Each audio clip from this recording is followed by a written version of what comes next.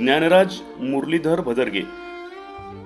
नांदेड ग्रामीण police station अंतर्गत येथे मिसिंग केस दाखल झाली।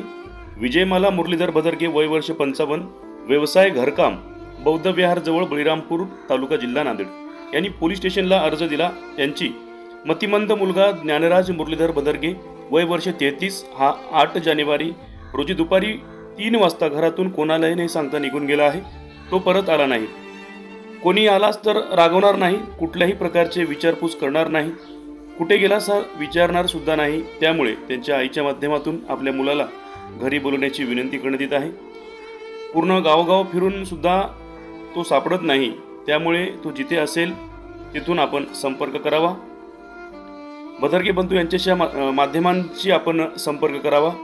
सदरील हरवलेल्या व्यक्ती संदर्भातील त्याचे वर्णन खालीलप्रमाणे: उंची 5 फूट 6 इंच, रंग गोरा, बांधा सडपातळ, भाषा मराठी हिंदी त्याला बोलता येते, पोशाख पांढरा शर्ट जीन्स पॅन्ट, केस काळे पांढरे, चेहरा गोल, वय वर्ष 33।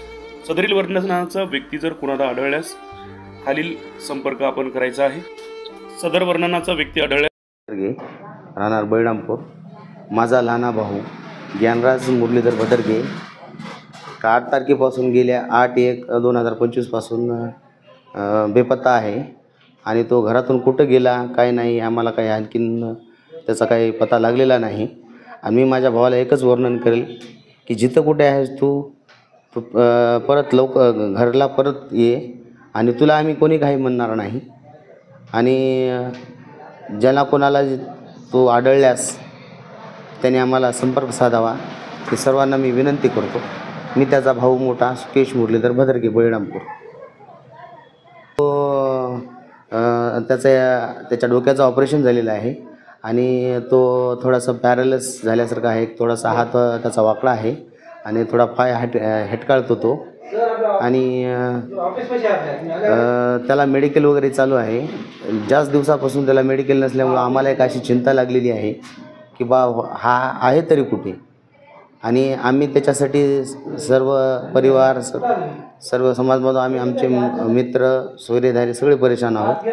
त्याला हुडकून आज 22-23 दिवस होत आहेत, पण त्याचा कुठे काही पत्ता लागत नाही। कोणाला जरी आढळल्यास आम्हाला संपर्क साधावा ही नम्र विनंती। माझा मोबाईल नंबर 9767852332 ह्या क्रमांकावर संपर्क साधावा असं मी हे जनतेस आवाहन करतो।